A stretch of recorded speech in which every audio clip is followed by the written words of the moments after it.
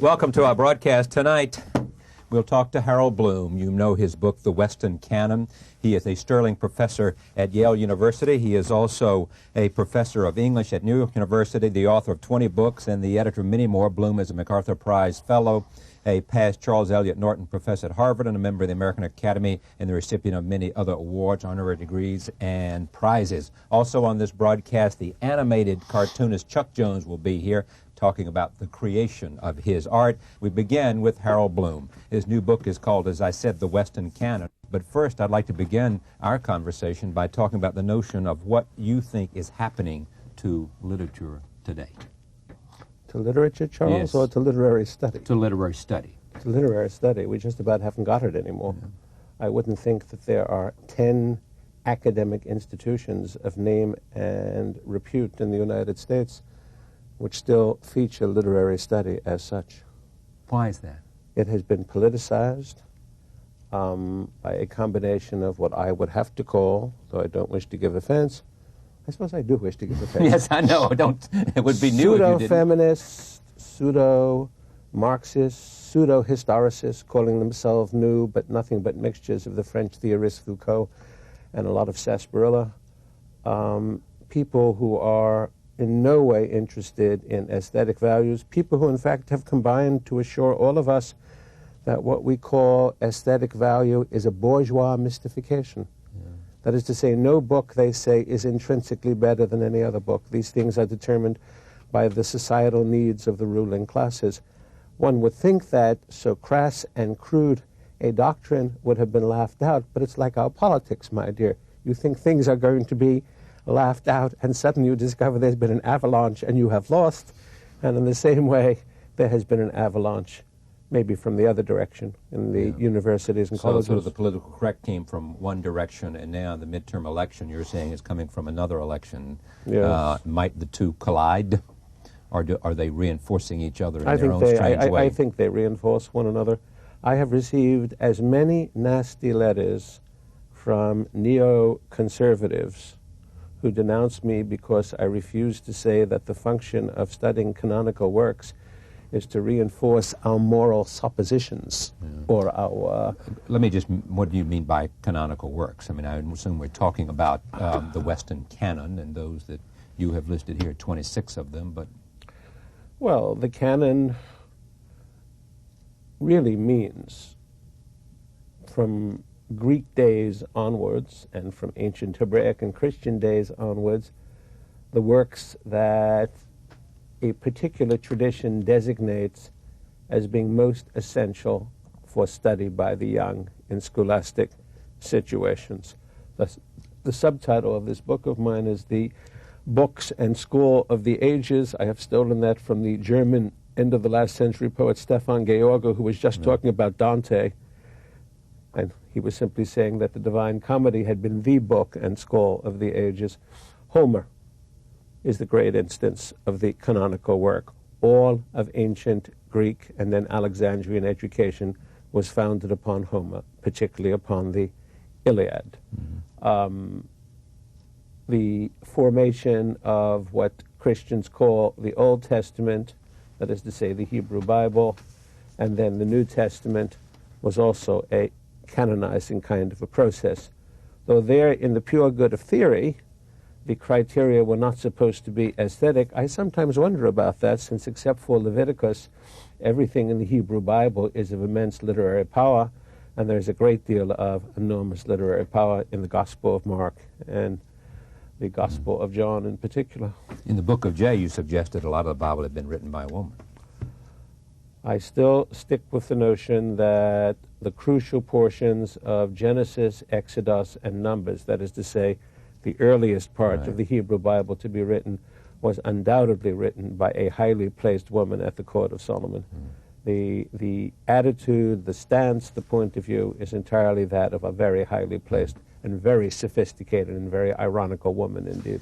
Let me just talk about one apparent, not contradiction, but somehow maybe a look of, a note of amusement by some people. They look at the Western Canon, and they look at the 26 canons, and they look at some 800 authors and 3,000 works that you list at the back, and they say, aha, here comes Harold Bloom, who is criticizing multiculturalism. He is criticizing too much emphasis on the gender or the race or the sexual persuasion of the writers, and that's part of what he talks about in the body of this book. Yet at the same time, you will find on his list of 870 writers a number of women, a number of African Americans, the and women, a number of the gays. women, the African Americans, the gays. Good heavens, a full 35 or 40% of major Western authors from the beginning to the present day must have been gay. Yeah.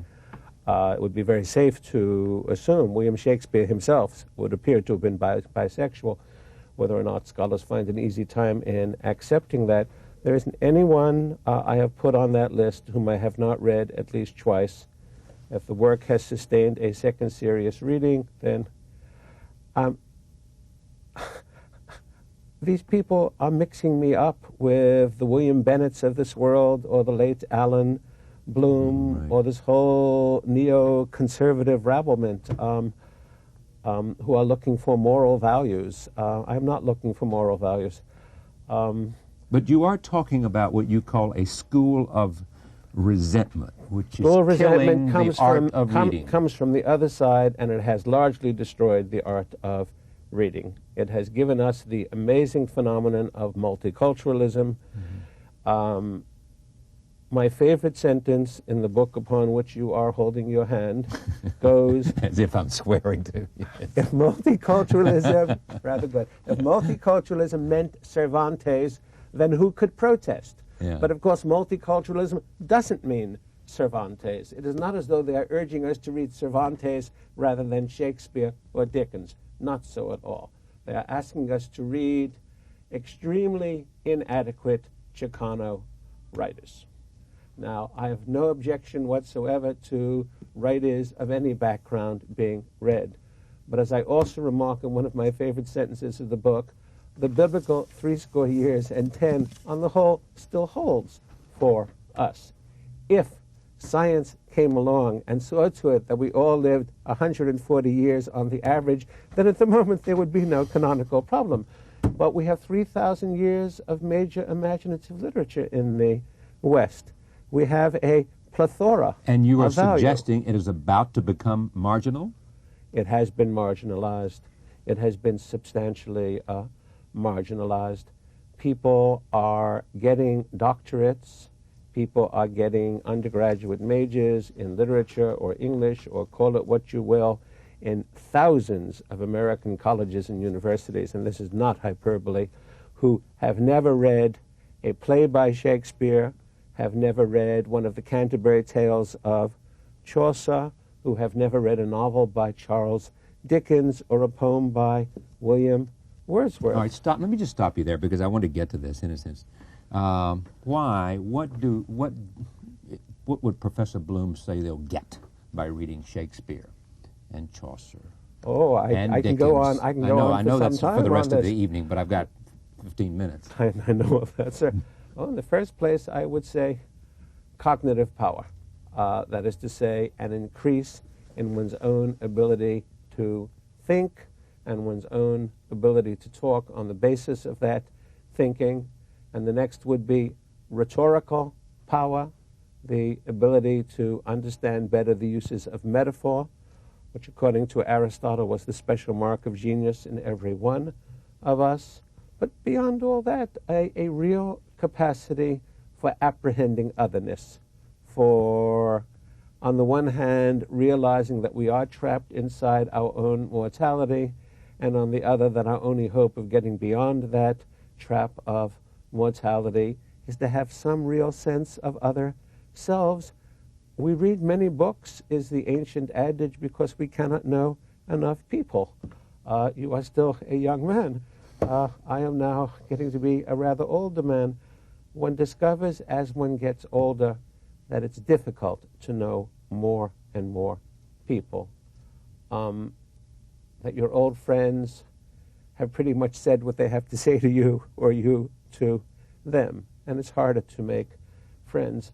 One goes back to books because one cannot possibly know enough people. And I suppose it's deeper really than that. Memory is the major element in cognition, in everything that we call the humanities. If you cannot remember, then you can't think, and you can't imagine, and you can't write, and you can hardly read. If you have shallow authors chosen only for political reasons, or because supposedly they will make people of one ethnic background or another somehow feel good self-esteem about is themselves, or some sense of knowing, raise self-esteem, a connection to your or that past. ridiculous metaphor we now call empowerment, which is cheerleading, so far as I can tell. If you do that, you will not augment memory. You will not cause the mind to grow. You will put people into a state of another kind of poverty, a poverty that the School of Resentment does not seem to care about. You know, poverty as imaginative need, poverty as imaginative lack. We could have a whole program just on this, and I want to move beyond it, but does it have to be, I mean, where is there a recognition on your part, at least of giving some ground to some recognition that there may be merit in terms of recognizing the literary history of an ethnic group? I give a great deal of ground on that, but I point out in many places, not always in that book, the oddity that it is by no means the best, the strongest, the most interesting writers of such groups who are being studied and exalted.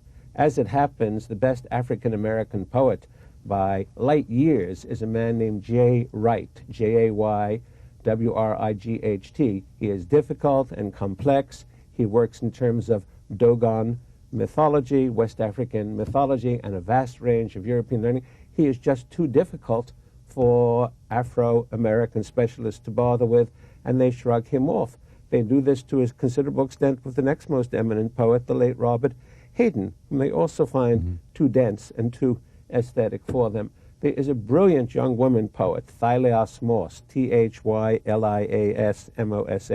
who's an African-American. She, too, has very inadequate... Now, people have pointed out that, and this gets me into the list and other things I want to do, people pointed out Alice Walker is not in this book among your list of 850, nor is Maya Angelou. A very charming lady. Although Toni Morrison is, but not for the book that we thought, not for Beloved, but for Solomon's Song. A very charming lady, Miss Walker, a very remarkable personality, Miss Angelou, and certainly Toni Morrison began as a very strong writer and reached a kind of culmination in Song of Solomon.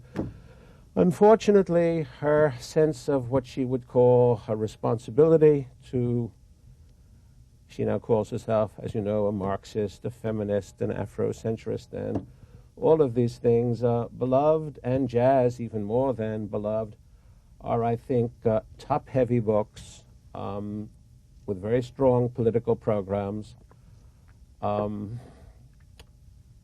They are not aesthetic accomplishments. An aesthetic accomplishment is the standard.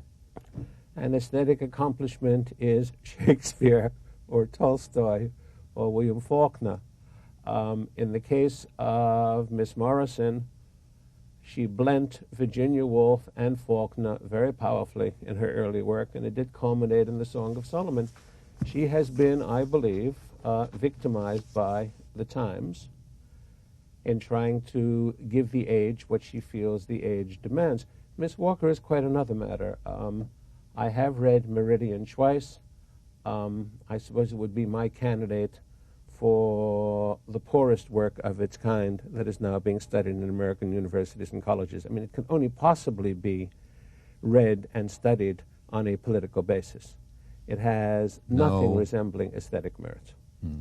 As for Miss Angelou, I have gotten many people angry at me by saying at the beginning of the book, quoting the divine Oscar Wilde as having said splendidly, all bad poetry is sincere, and then saying that the New York Times, the day after the inauguration of President Clinton, praised the inaugural poem by Maya Angelou as a work of Whitmanian amplitude, to which I can only reply, it is a work of astonishing sincerity.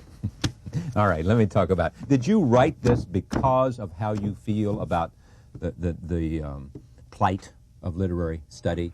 I wrote it for, well, I quote my heroic precursor, Dr. Samuel Johnson. Yes. No man but a blockhead would write for anything except money. Yes. But once we put that immediate matter aside, Yeah. and we go on to, shall we say, more aesthetic and spiritual and educational motives, I wrote it for two reasons. One, because I have seen my profession, I'm now in my 40th consecutive year of teaching at Yale, I have seen my profession destroyed by what I call the school of resentment. And so you rise in this book to say this is what's important. This is what matters. Even though, as I say, this is an elegy, I think we have lost the war. I think that... Irreversible, you believe. Well, you know, there is this special difficulty, Charles. If you have faculties, because of this pernicious thing we call tenure, perhaps in these days in which the Republicans say they're going to do away with term limits. They do away with tenure as well. I hardly see the Speaker Gingrich doing away with his own term. But Well, perhaps indeed it might not be I such a suspect- bad idea I to do away with tenure. Because what we have now Boy, are, you know, you just sent them into terror at Yale. we have networks all over the place at every American school and university. We have networks of people who are hard at work all the time as activists, making sure that only the politically correct come in as graduate students or get teaching appointments. The standard, you made the choices. So we're saying this is one man's taste and one man's opinion. Charlie, the works of the second half of the 20th century on my list, from all kinds of Got your traditions list and somewhere, languages I'm looking for it. and so on, 50 years from now, there are bound to be howlers on that list. As I remark in the book, cultural prophecy is a mug's game. Yeah. Dr. Samuel Johnson made some ghastly mistakes. Ralph Waldo Emerson thought that William Ellery Channing was going to be a major American poet. I have undoubtedly committed some blunders and howlers also. Yeah. It is built into the process. All one can do is try to set aside one's idiosyncratic preferences, and I am a rather idiosyncratic human being, so it is not easy to do so, and look for what I hope is aesthetic merit. You have mentioned Emerson and now Dr. Johnson several times. You even gave him credit as being your historic precursor. Well, that is paying myself a considerable compliment. Well, it is because, in a sense, in anxiety, the influence, anxiety, and what was it, anxiety and... The Anxiety of Influence. The Anxiety of Yes, Influence. yes, Your book, you talk about the notion of great writers Well, come to greatness because there is a precursor, and that what they are driven to do you're the is blocking to... agent.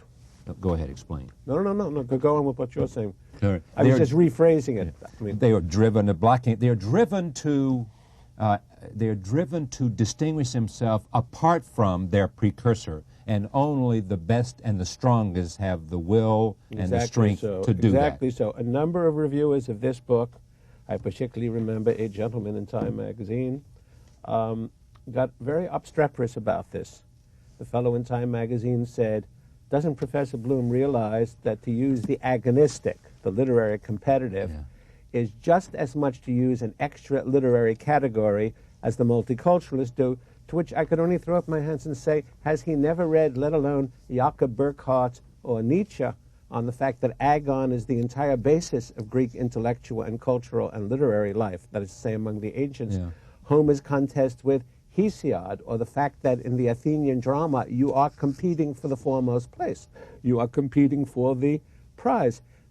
Western literature, whether we like it or not, aesthetically speaking, aesthesis is a Greek word. Right. It means perception.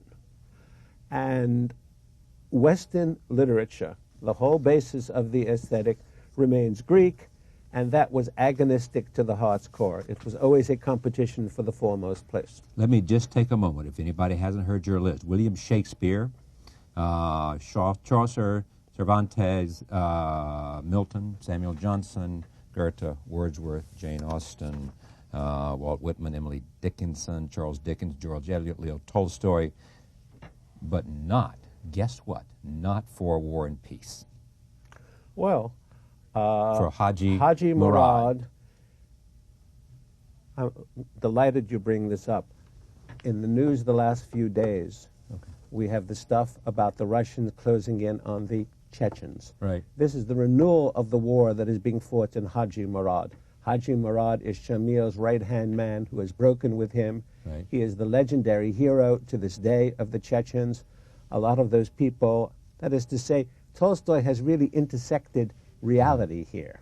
Right. It is a historical novel, or novella in this case, much closer to something prevalent and permanent in human nature.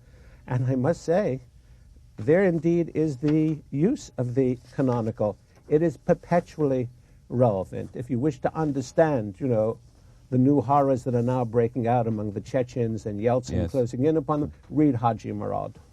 I wish we had more time. I'll continue. Ibsen, Freud, interesting things you have to say about Freud, that if in fact you look to a precursor for Freud, it was clearly Shakespeare, and all that Freud thought he had discovered you could find in the works of Shakespeare. He had found. That Shakespeare had found, and that Freud saw them there. Is that right? Yes. And you go on to Neruda and Pessoa and Beckett and Borges and Kafka and Virginia Woolf and James Joyce, Orlando, Virginia Woolf. Well, I chose that really as a kind of dear to the feminists. They have made her into a Bible. They've made her into what they call a political theorist. And I wanted to show that her feminism, as is particularly made clear in Orlando, is nothing but the love of reading. The pleasure of doing this broadcast in New York is I can get you back here because you also teach at NYU. The Western Canon, the Books and School of the Ages, Harold Bloom. We'll be right back. Don't leave yet. We'll be right back. Stay with